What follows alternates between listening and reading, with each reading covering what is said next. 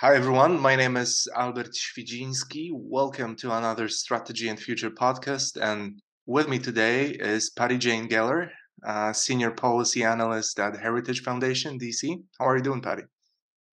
I'm doing well, Albert. It's great to be on your show. Thank you. So we spoke with Patty before, not necessarily at Strategy and Future, but we've definitely discussed nuclear affairs at length. Patty Jane is an expert when it comes to nuclear weapons, specializes in the topic and heritage. And I would like to speak with you today, if you don't mind. I would like to center our conversation around the 2022 Nuclear Posture Review by the Biden administration, um, both its contents. What do you think about it? Patty Jane has also recently authored a report available at Heritage Foundation. Um, Patty Jane, yes, entitled "The U.S. Must Strengthen Its Nuclear Forces to Deter Growing Nuclear Threats." So I thoroughly recommend the report. All right, let's begin with basics, since we're speaking with the audiences that are maybe not necessarily at home with debating nuclear affairs. So what is the nuclear posture review, and what is the role of declarative policy in the U.S. nuclear strategy? How is it different from actual employment policy? Yeah, great. We have a great set of topics lined up today. The Nuclear Posture Review, the NPR, is basically the administration's opportunity to outline its policies, its strategies, and the capabilities it believes that we need to ensure deterrence and ensure that we have a strong nuclear capability. So, in the Nuclear Posture Review, you'll see things like what is the administration's declaratory policy, as you mentioned. Declaratory policy is the situations in which the United States would or would not use nuclear weapons. You'll also see a description of the threats we're facing, and then how we need to align our own capabilities and strategy, essentially, to address those threats. And you often see programmatic decisions in the NPR as well, such as what programs we will initiate or cancel in the upcoming years. And so you asked about declaratory policy in particular. This was a hot topic for the Biden administration. Historically, the United States has maintained um, a declaratory policy of ambiguity, which means we kind of vaguely say the role of our nuclear weapons. We would use them to deter both nuclear and non-nuclear attacks. So we don't say whether we would use them first or not, and in any specific situations we'd use them first or second. Just kind of keep it general, because the goal is we don't want to make anything easier for our adversaries. We want them to always be questioning when the United States would employ its nuclear deterrent.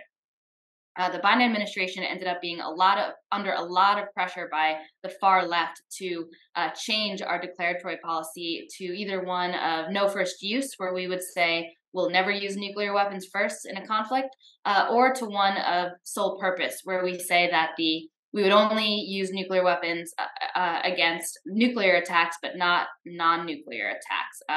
And that would be a big change. We When we talk about non-nuclear attacks, we're talking chemical, biological, strategic attacks that are below the nuclear threshold. Um, Fortunately, the Biden administration ended up rejecting both of those, what I would call bad policies. I think largely because our U.S. allies, both NATO allies and Indo-Pacific allies, were very, very opposed. So declaratory policy, fortunately, remained mostly the same as it has been in this nuclear posture review. Right. You went over a lot of topics I wanted to discuss in more detail, but we'll get into those, hopefully. So yeah, as you said, I followed the debate regarding the new iteration of NPR, how it will be different from Trump's NPR, and whether it will take up on Biden administration tenets. So as you said. I think there were three key issues. Correct me if I'm wrong, and I would like to ask you for your key takeaways here. Again, the first one was the formulation regarding the use of nuclear weapons, whether the U.S. will stick with first use or go to outright no first use declaration, or more murky, I think, sole purpose, some sort of formulation. That there could be different versions of it. The other one was non-strategic capabilities, right? And the third one, I think, was very important, was how the US should navigate through strategic landscape of having two peer competitors.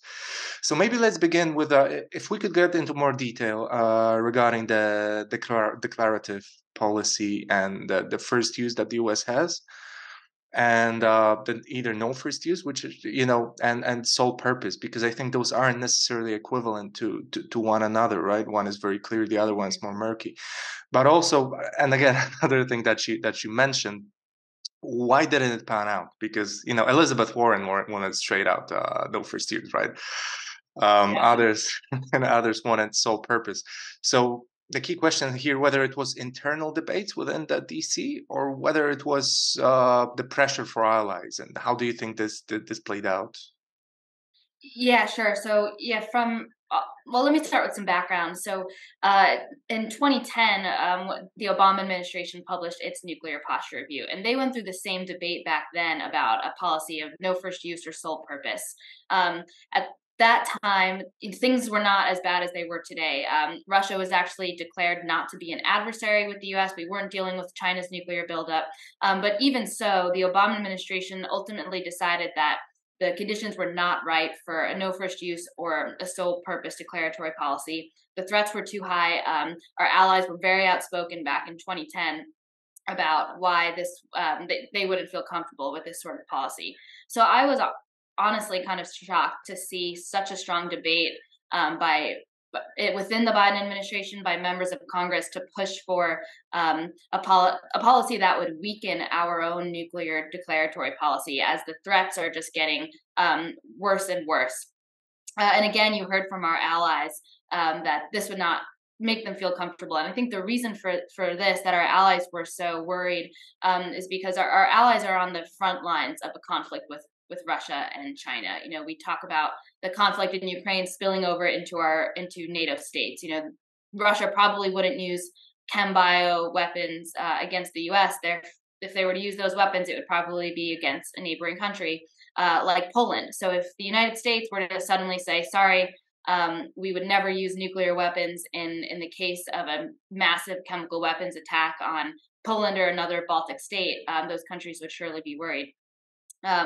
So I think there was a big push from allies, and then ultimately, I think there was just kind of no denying that this is not the right time to do anything that would weaken our declaratory policy. If we were to say, "Hey, Russia and China, we promise we'll never use nuclear weapons first. Even if you do a major attack, chemical, biological, cyber, we won't use nuclear weapons." That only makes their planning easier, and we don't want to do that as they become more aggressive. If I could ask, do you think, because again, this NPR was, I think, published fairly late into term, right? But Yeah. Trump was earlier. I think the original version was presented to Congress beforehand, right? Is that correct, right? Right. The NPR was the classified version of the NPR was presented to Congress. I want to say earlier in 2022, and then it was months and months later that the NPR was released to the public. And I think this is another failure on the Biden administration's part. It's 2 years into his presidency, and we're just getting a nuclear strategy. But do you think the Biden administration might have pulled the trigger on reformulating the policy had there been no war in Ukraine? Do you think that would have happened? That they would have changed the policy. Or that they would have went for, yeah, no first use or sole purpose?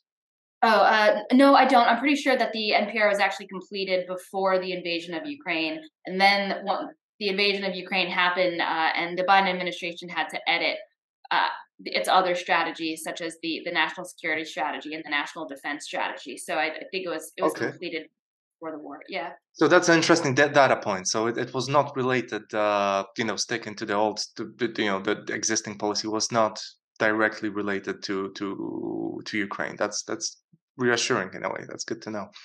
Yeah. All right. So again, circling back to no first use and sole purpose, do you see both of those as equally? Because again, we don't know what it doesn't look like the strategic environment will improve to the extent that the US could seriously consider this. But it would be interesting to know, do you consider both of those as equally damaging, or do you see one as less damaging as the other? Or even not necessarily, because we know the actual employment probably is, we know it for a fact, it could be much different from declaratory policy.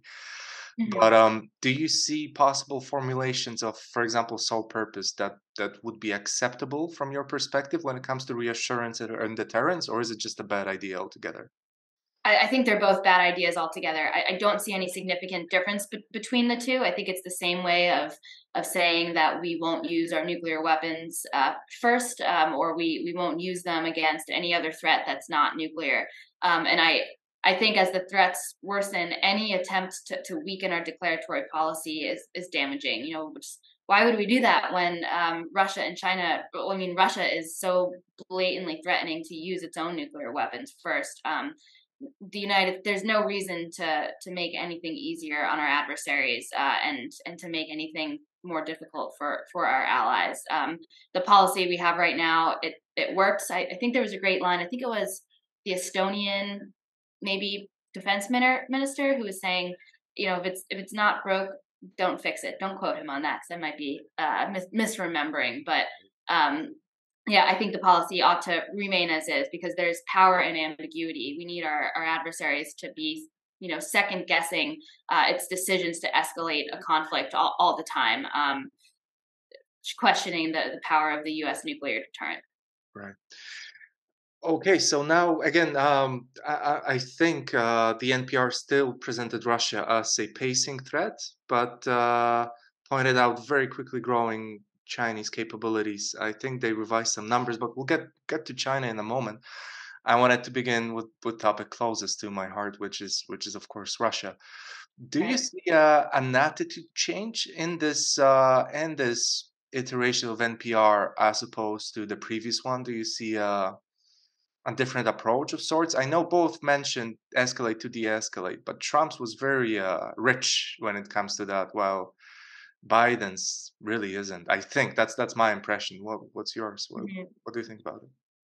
So the reason that I thought the nuclear posture review didn't make a lot of sense is because I do think the Biden administration did a really good job outlining the threats. We'll get to China, but in terms of Russia, the NPR had a good description of Russia's threat to use nuclear weapons over the war in Ukraine, and also the growing threat of limited nuclear employment. I don't know if it. I don't know how much it got into escalate to de-escalate that strategy, but I think it made very clear that the threat of limited use of nuclear weapons by Russia is a serious issue, and it's something we have to worry about.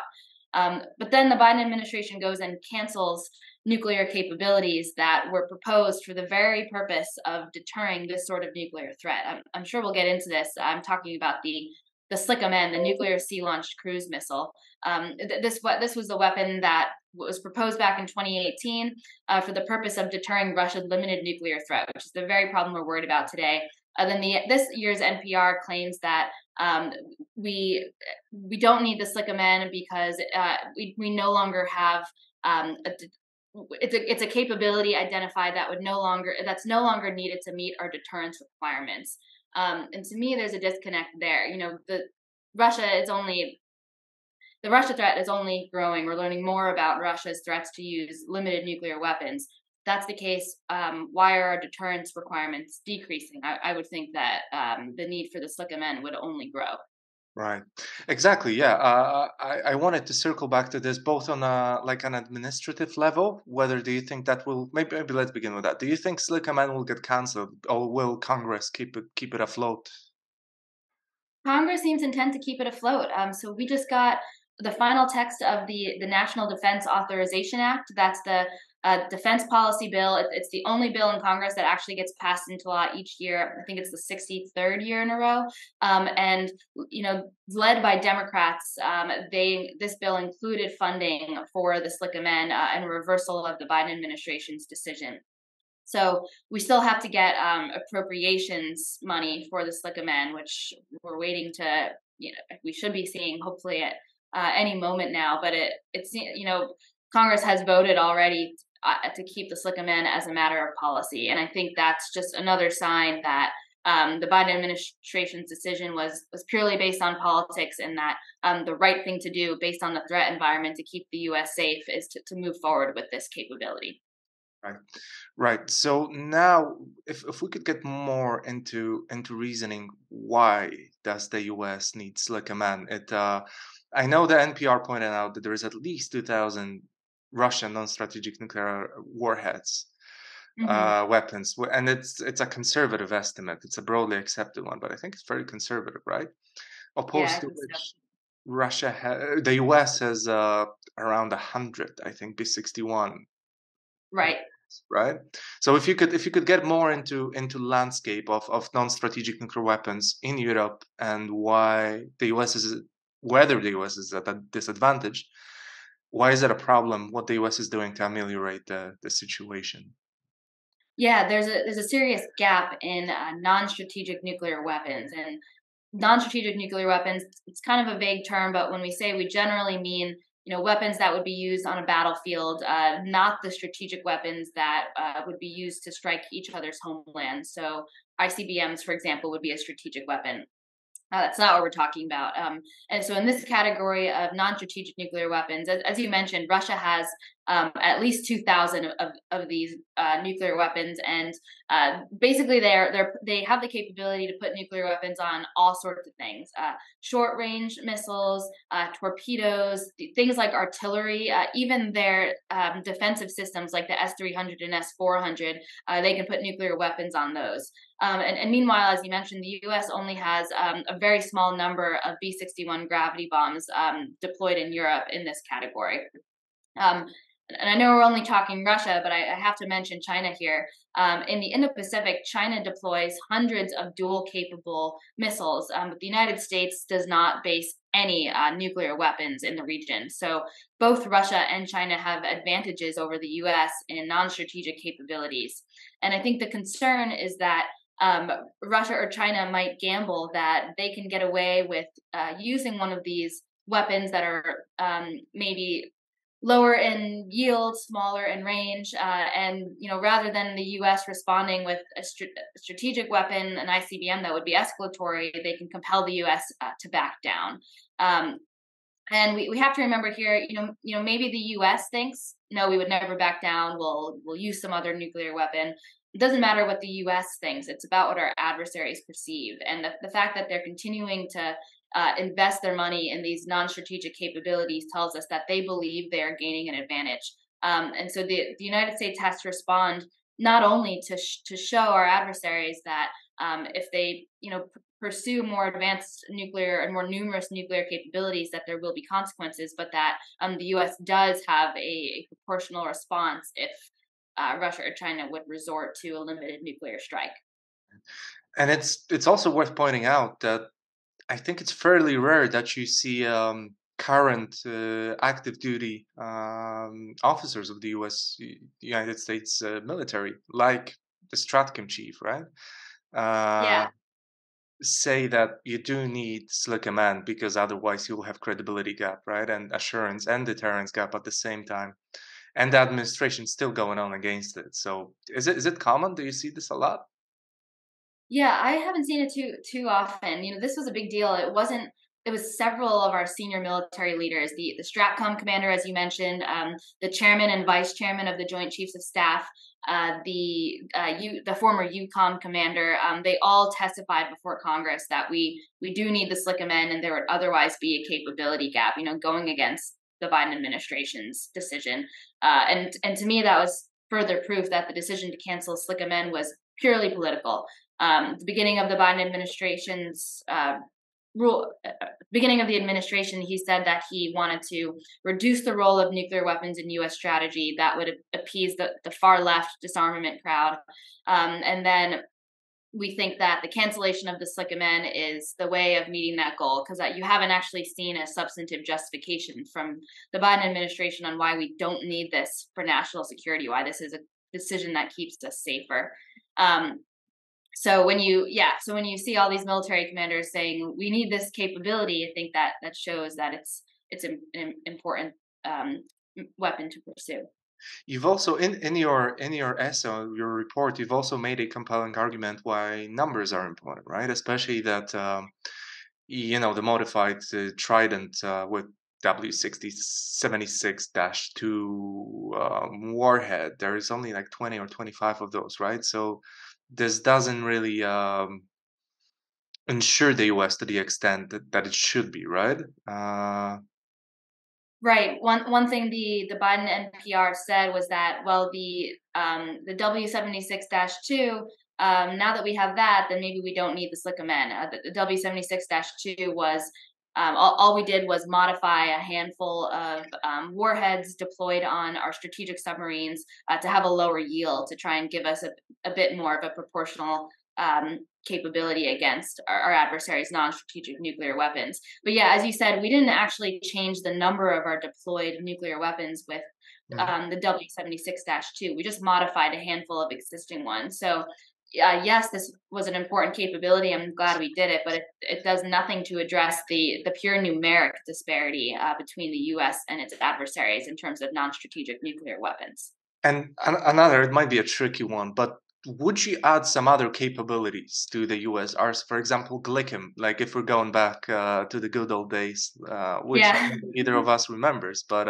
Glickem is a ground launch cruise missile, right? They always had those back in the 80s, as a response to SS-20 deployments, right, by the Soviet. right. So do you see this as a as much of a deterrence as well as reassurance option? I mean, it's clearly not going to be implemented by the US, but do you think it would improve the safety in Europe or stability? Yeah, I do, and I think this is another reason why SLICM-N is such a good idea. It allows us to deploy nuclear missiles near our allies, in European or Indo-Pacific seas, without actually having to deal with basing agreements. You mentioned the Glickem. I do think in an ideal world that would be something we'd want to consider bringing back, but it's so politically difficult to actually deploy nuclear weapons on another country's land. We don't remember, but we've read about how when we deployed the Pershing missile, that was such a huge fight to actually deploy them, and Soviet propaganda was and disinformation was super high to encourage us not to do that. Um, but yes, I do think actually deploying nuclear weapons, whether based on land or based on sea, in or near a theater of conflict, would send a strong signal to our adversaries that if they were to use a nuclear weapon, we've got ours right here. It would be a bad idea. And like you said, I think it would assure our allies because it's the presence of nuclear weapons. I think has the visibility. I think has an assuring effect. What do you think as representative of U.S. ally? Sure. I mean, look, our own president, I'm surprised he did say that. I really wasn't expecting he would, and I'm not sure if that was pre-planned, strategic communication on his behalf. But he did point out that he would like to begin, a conversation with the U.S. regarding Poland potentially joining the NATO nuclear sharing, right? Which I don't think the US was all too happy about this. I don't think the Mhm. US wants to do this, quite frankly, and I don't blame the US for it. I don't think any administration would be too happy about it, simply because it's a risky call to take. I mean, I would be delighted. Well, okay, it comes with risks to it, but it would definitely be reassuring, right? Yeah, and who It- I think was probably the most unhappy by those comments by your president was probably Putin, and that's a win for me. I absolutely agree, but look, I also don't think Germans were too thrilled about it either, you know? I also Yeah. don't wanna see this. But it's interesting you mentioned this, especially when he spoke about Slickum and the ability, that they're obviously, seaborne, right? They're based on ships, well, submarines, I presume. But it's interesting because you get more and more of those more or less formal statements, right? Like the Polish president. But also, I think there was some verbiage suggesting that South Koreans could also be interested in this, right? And the US Right. pointing out that it's ready to at least, I'm not, I don't remember the exact phrase, but so correct me if I'm wrong, but basically it was something to the effect that the US would be willing to deploy ships. It wasn't stated like that, but deploy ships that would be armed with nuclear weapons, right? Right. Yeah, you might be referring to Slick Man. I think that would, yeah, the South Koreans, they are pushing for some sort of either nuclear sharing agreement with the U.S., kind of like we have with NATO, where we deploy nukes to their country, um, or they, I mean, some are calling for development of their own nuclear weapons, which I Right. certainly think the U.S. would be happy with or allowed to happen. But yeah, this is why another reason why Slickamen would be great. We can tell the South Koreans we're gonna put submarines in the region that have nuclear weapons on them, and that could hopefully be more assuring. Right, exactly, yeah. Because the US does risk proliferation, right? Unless it's able to address those concerns Right. among allies. Right, exactly. And some of our allies do have the technology and the know-how to build nuclear weapons, and we still maintain our goal of non-proliferation. Right. Yeah, especially if you look at the past, like currently, of course, Japan's of the world and, South Korea probably has a lot of capabilities in this regard as well. They developed SLBM recently, right? Conventional, but they did. That's right. Yeah. Yes. But also, if you look at the past, like everybody and their mother had a nuclear program. The Swedes had a Right. nuclear program back in the day, right? And I think, and this is again more question to you, but I think situations where you have strategic stability between two main powers are not are conducive to proliferation, right? Because when you have strategic stability, you have a degree of vulnerability, and when you have vulnerability, neither side is likely to use the weapons, and unless it's existential, and then all the countries, depending on extended guarantees, are starting to calculate whether it's probable, right, or realistic. So in that sense, it makes sense for the US to expand its nuclear arsenal, as I think you recommend, to avoid this situation rather than look for a completely stable arrangement which nullifies, right, both arsenals of both sides. Right. Well, I think the bigger issue is that it's not about having it's not about the U.S. having more nuclear weapons than our adversaries. It's that our adversaries are the ones gaining advantages over the United States, and we don't want that to happen because if our adversaries perceive that they have advantages along the nuclear escalation ladder, they might either become more tempted to use nuclear weapons. We have a bigger risk of deterrence failure, or they might simply become more confident in their aggression if they believe that they can dominate on along the escalation ladder. Okay, I thought my mouse. Yeah, but my mouse is okay. It was interesting, and there. Well, I wanted to segue into China, but before we do, I think what was really interesting in the NPR was how it pointed out that the US will have a much tougher time managing escalation, right? Which didn't relate exclusively to nuclear weapons, but to all the gray zones, to attacks against C2, right? Space assets, which could lead. It's not really an escalation ladder anymore. It's more like a grid or a matrix of different threats in different domains, right? I know it's a tricky, weird question, but how do you see the escalation environment like evolving from like a fairly linear? I don't know if it was ever linear, but it was more linear than now to those different threats in cyber domain, in space, stuff like that. That is a tough question. That is a tough one. I know. Yeah, I like the Matrix analogy. I feel like you need to try and draw that out in a graphic sometime and put it. But Yeah. yeah, we are. I mean, we are seeing more. Adversaries, they can escalate in different domains. There's the space domain. Russia and China have turned it into a war fighting domain. Mm. Cyber domain, of course, you mentioned. Um, and then nuclear, I think nuclear weapons have an impact even on conventional fighting and what happens in the space and cyber domains. And that's because nuclear weapons are a backstop to any country's conventional capabilities. they're kind of the last level of protection, of defense, of offensive tools that a country has. And my concern is that if as China and Russia continue to grow their nuclear arsenals, they might feel more comfortable taking escalatory steps, whether that be in the conventional military forces area, in the space domain, in the cyber domain, because they know that they have that stronger backing of a nuclear force at the end of the day. Um, so yeah, I think I guess my answer is there's certainly more avenues and options in which a country can escalate, but ultimately we'll still see kind of we might still see the escalation ladder that's driven by how much an adversary thinks that it can win at each sort of step that they take. Okay, so following that weird curveball for again, well, Mhm. for which I apologize, I wanted to go to move to China, which I think I think it played a role in the previous NPR, but I think this NPR focuses on the threat coming from the PRC to an even larger extent. What is the key takeaway when it comes to Chinese capabilities, the strategic landscape of rivalry between China and Russia and the US?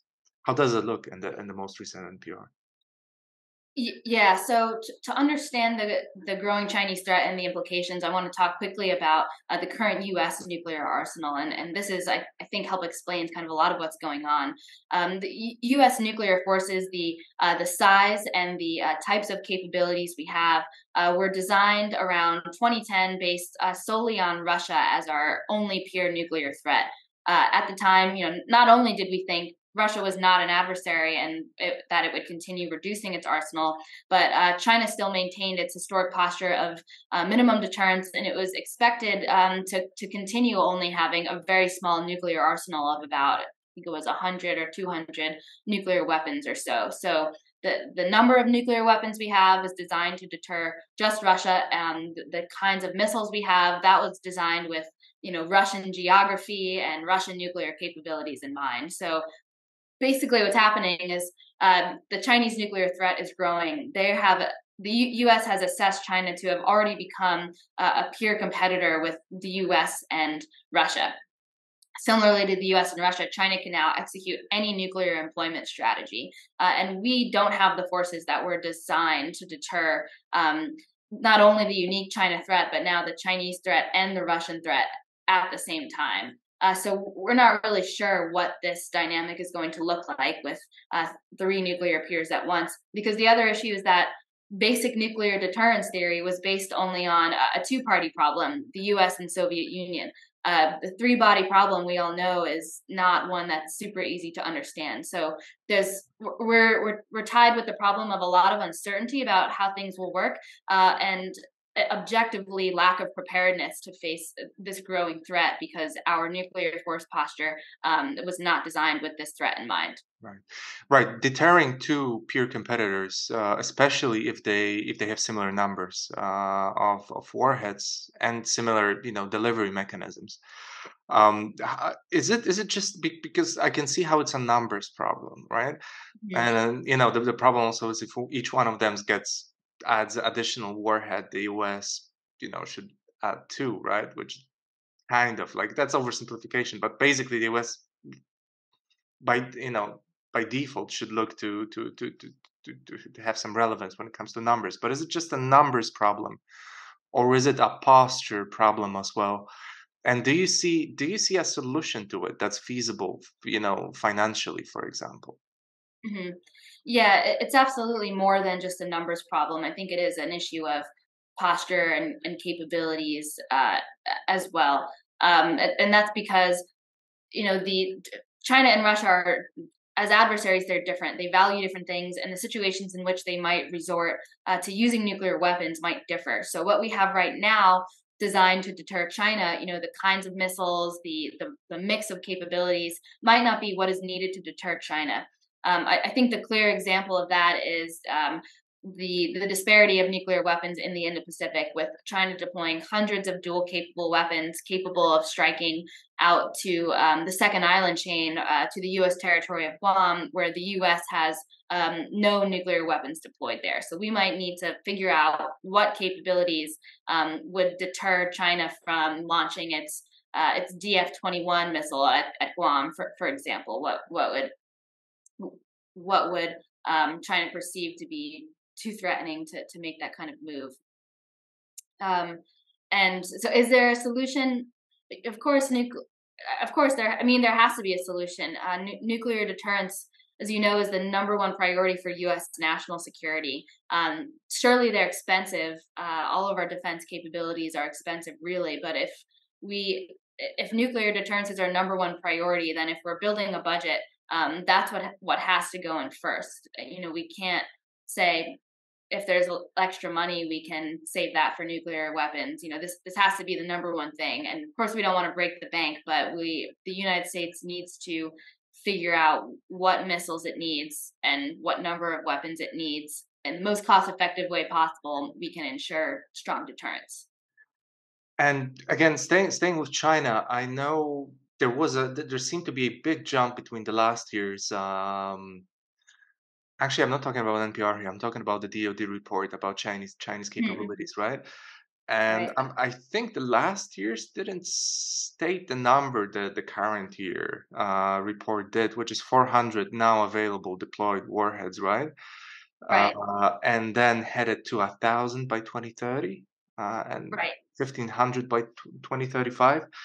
Do you and I was also scrolling through, which I do regularly, of course, but I was scrolling through your Twitter page and I saw a I letter by noticed. congressman stating that the Chinese capabilities might be underestimated by the US right now. So, Right. what do you think is the state of Chinese nuclear weapons program and its enlargement? Is the assumption in the letter correct? How does it look in your opinion? Yeah, I think China's nuclear arsenal is probably growing faster than we think or than we know. Admiral Richard, the commander of U.S. Strategic Command, made a great comment last year. He said that he tells his staff whatever the intelligence community estimates the time it takes for China to grow its arsenal, divide it by two or by four that time, and you'll become closer.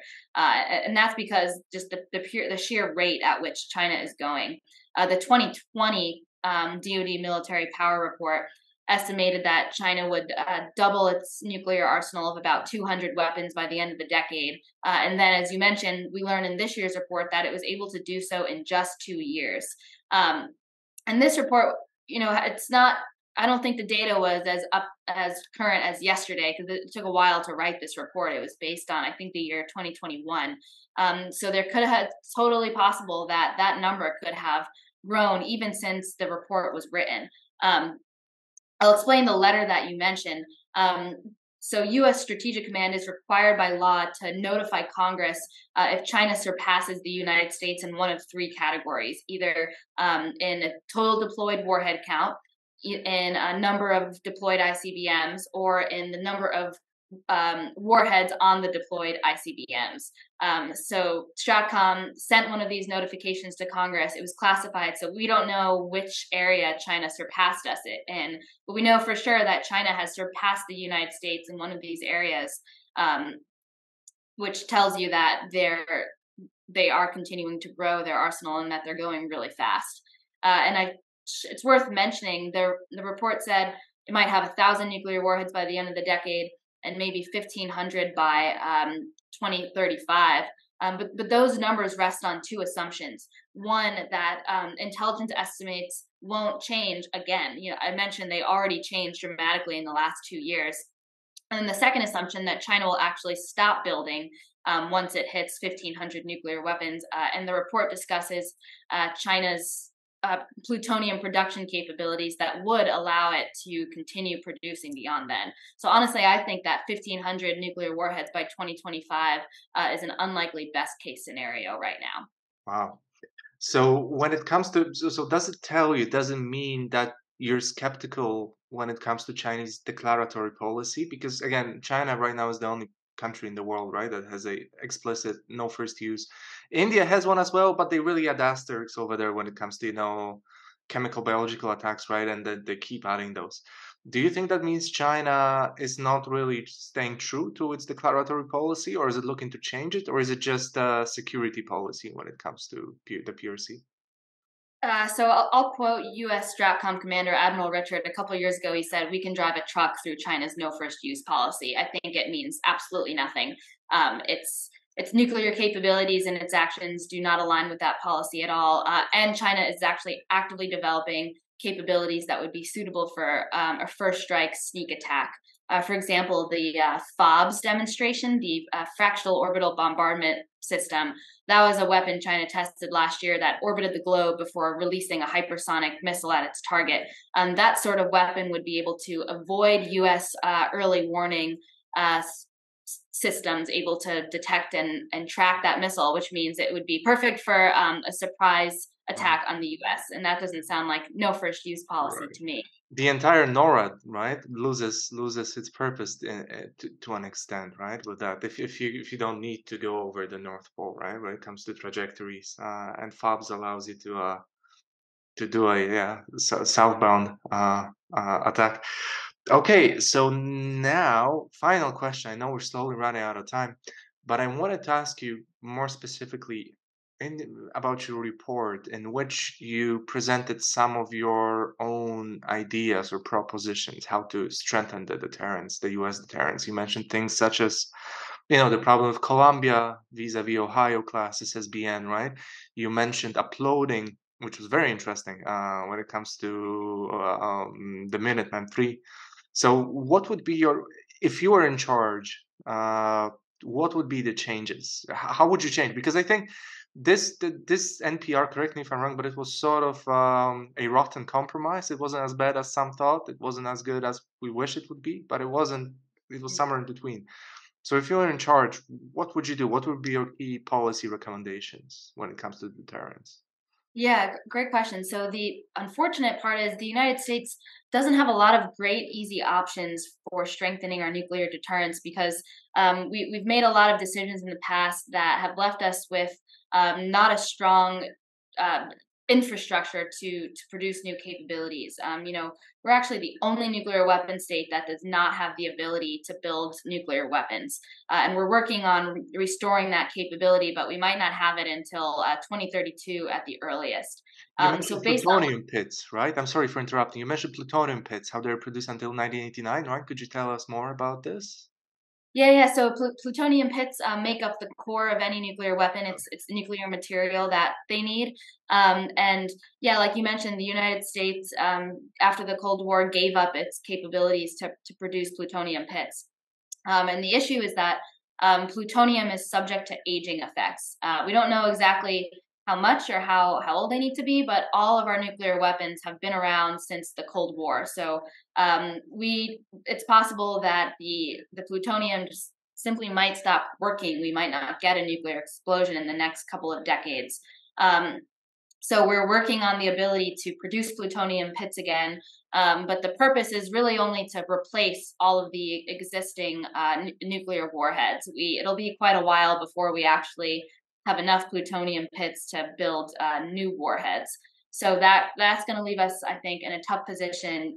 Come 2035 when China is producing new warheads, adding to its arsenal, and the United States is still trying to make sure its current nuclear warheads are up to date. So one of my recommendations in my report was to do anything we can to speed up plutonium pit production. I'm not sure how easy that would be, but there are always ways to speed these things up. Um, I also recommend, well, surprise, surprise, accelerating development of the SLICM-N. Congress put a small amount of money to this program this year that would just kind of keep it on life support, but I think we have to get that done as quickly as possible. Um, I would recommend trying to prepare to upload more nuclear weapons on the platforms we do have. Could you explain in more detail, like, basic explanation of what uploading is, both when it comes to SLBMs and ICBMs? Yeah, sure. So the United States does have a number of warheads currently held in reserve, and we have extra room on some of our missiles. Our ICBMs, right now, they're only armed with one nuclear warhead, but some of them can actually fit up to three. Same with our SLBMs, the ones on our submarines. They can hold a number of warheads each, and they're not completely filled up right now. So we might. I don't think that uploading warheads is a long term solution. I think we'll ultimately need more delivery platforms, but in the short term, we might need to prepare to upload or add some more of these nuclear weapons to what we currently have in case of a crisis, in case China does surpass us earlier than we think. And my other recommendation, I guess the last major one was we are modernizing our current systems. We're building modern systems that we might need to consider purchasing more than we currently have planned. Yeah. You spoke about Colombia not being able to transport or to house as many tubes, right, for SLBMs than Right. Ohio was, right? So this was uh-huh, go ahead. Right. Yeah. The Columbia class submarine was designed to be able to have less firing capacity to hold fewer SLBMs than our current Ohio class SSBNs. And when they made that decision back in the day, it was in the context of, well, the threat environment isn't worsening, at least at this time. That's an example. Our new submarines will actually have less firing capacity. So that's another reason why we might need to consider buying more than currently planned. Okay, and the absolute final question, given the current climate and how the future seems to be shaping up, do you think in 2026, once the New START treaty extension runs out, the US should angle towards replacing with a new arms limitation treaty? Or assuming that Russia retains its posture and China retains its posture, should it just stop, you know, s- s- stop, it's sort of maybe not wishful thinking, but this attitude Mhm. currently has when it comes to arms limitation. Yes, I think it is important to try to push Russia and China on arms control negotiations. I believe an arms control agreement can be a useful tool for strategic stability, for deterrence, but only so long as that agreement is within the interest of the United States and its allies. What we should not do is try to pursue an arms control agreement as an end in itself, as if that's the main objective here, because the main objective isn't arms control. It needs to be strong nuclear deterrence and preserving U.S. and allied national interests. And we should pursue arms control as a way to do that. But I think the U.S. will also need to be prepared to compete if our adversaries continue refusing to negotiate a fair agreement. Right. Also, fun fact, just to mention, there were no nuclear sites inspection that were mandated by New START since 2020, since beginning of COVID. And Right. one of those happened. And also, the Russians suggested that they actually kind of implicitly admitted to violating New START over air-launched cruise missile. But that's another story. Okay, Patty Jane, I know you have to run. So again, thank you so much for being with us today. I'm sure we'll have plenty of more topics to discuss in the near future. So again, thank you for being All here right. with us. Yeah. Thanks so much, Albert. This has been a fun conversation. Absolutely. Thank you.